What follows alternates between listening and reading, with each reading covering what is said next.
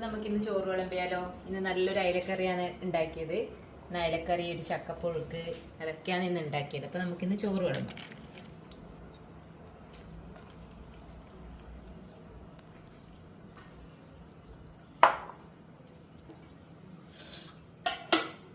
നല്ല അയലക്കറിയാണ് കേട്ടോ.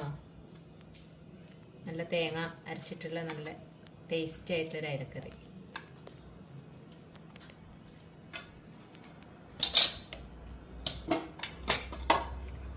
പിന്നെ ഒരു ചക്കപ്പുഴുക്കാണ്.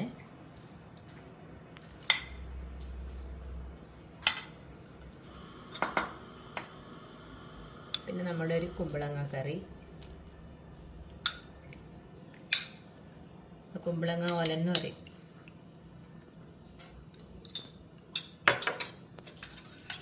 പിന്നെ നമ്മുടെ അച്ചാർ.